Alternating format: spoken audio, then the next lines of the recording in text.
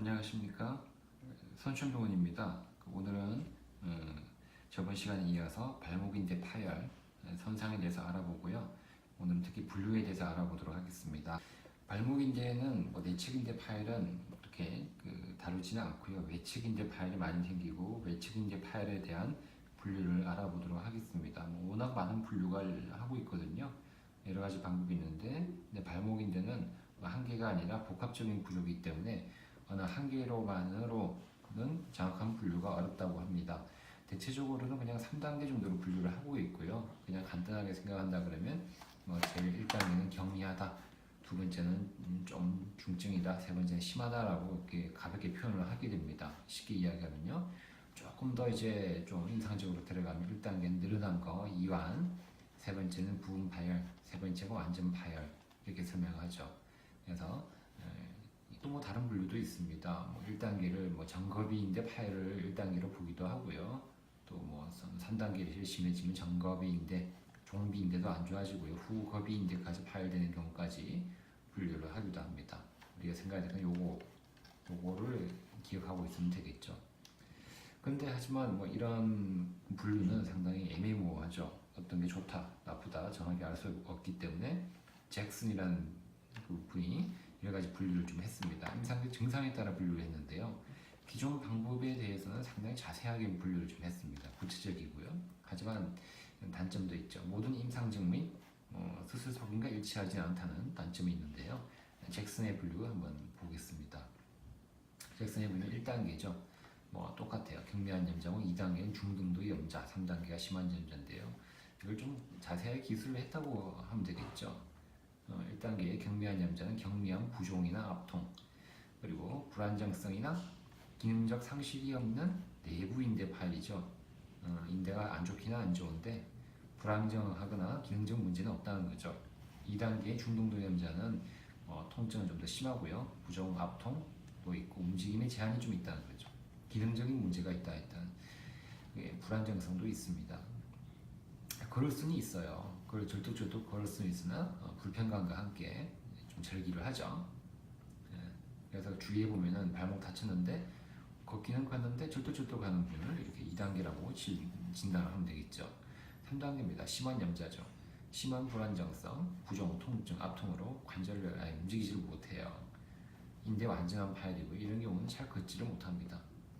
걷기 힘들고 목발을 사용해서 간신히 움직이고 이런 경우는 3단계 파열이다, 심한 염자다라고 이렇게 잭슨은 분류를 했습니다. 하지만 실질적인 분류가 필요합니다.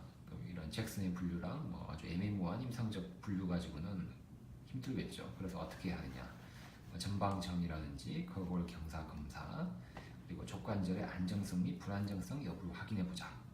또 세밀한 신체 검사를 해봐야 된다라고 해서 분류를 한 것이 이 표가 되겠습니다.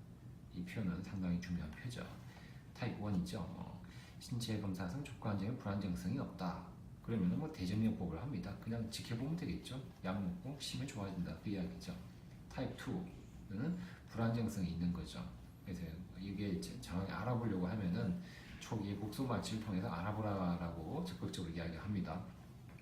그룹 1, 비운동 선수나 나이가 많으면 그냥 기능적 치료 하면 되고요. 그룹 2, 젊은 프로나 아마추어 선수 같은 경우에는 또 분류를 A, B, C로 나누게 됩니다.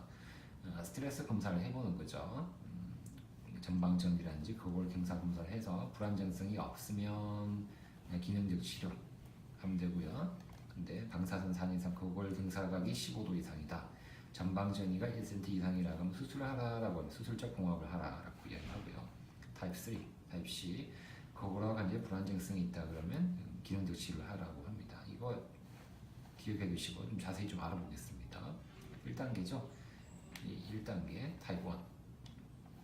전방전이도 음성이고요. 거골 경사도 음성입니다. 전부 다. 두 가지 검사 모두 음성은 안정된 1단계로 보시면 되고, 고중력 치료, 냉찜질하고 약 먹고 쉬면은 1, 2주 안에 많이 좋아지겠죠.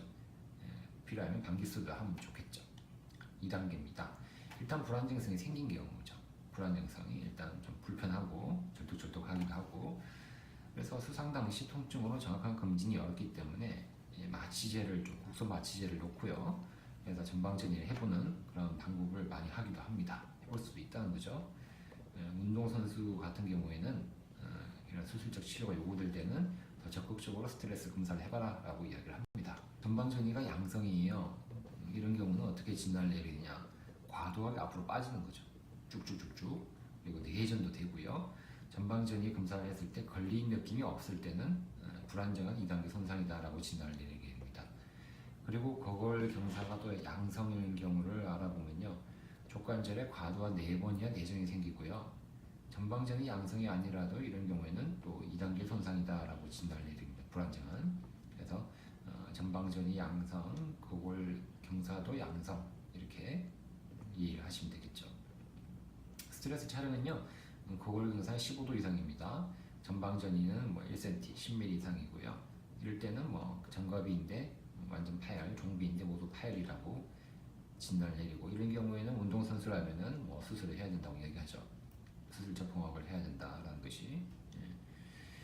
그래서 아까 전에 표에서 보면은 그 수술해야 된다 이런 경우죠. 여기 타입 그룹 2의 타입 B는 수술을 해야 된다는 거고, 기능적 치료란 말이 막 나오죠. 여기에 기능적 치료 뭐 하는데 어떤 거냐면요, 기능적 치료라는 거는 뭐 2, 3주간의 깁스를 한다는 거죠. 일반적으로 병원감, 정형외과 병원감 깁스 해주죠. 또는 부치를 하게 됩니다. 이후에 등자형의 보조기 하는데 스트럽 브레이스, 뭐 발목 바깥쪽에 차는 건데, 이걸 같은 말로 에어캐스트라 하죠. 에어캐스트. 요거 차는 게 있어요. 요런 거죠. 에어캐스트, 스트럽 브레이스. 요걸 하고, 부츠도 있어요. 부츠. 그래서 이런 부츠라든지 그런 에어캐스트를 사용해서 고정을 해주고, 그 이후에는 아킬레스건 스트레칭을 해주게 됩니다. 아킬레스 스트레칭을 해줘야 안 아파요. 이게 단단해지니까 아킬레스건이 발목인데 파열이 되고 아킬레스건 통증이 생긴다 하죠. 그리고 재활을 해야 되겠죠. 비굴근 강화 등에 재활을 해서 발목을 안정적으로 만들어야 되겠죠. 그래서 오늘은 여기까지 분류에 대해서 알아보고, 그냥 분류에 따라서 어떻게 치료가 들어가는지, 어떤 경우에 수술을 해야 되는지에 대해서까지만 알아봤습니다. 오늘도 발목 인대에 대해서 많은 도움이 됐기 바랍니다. 감사합니다.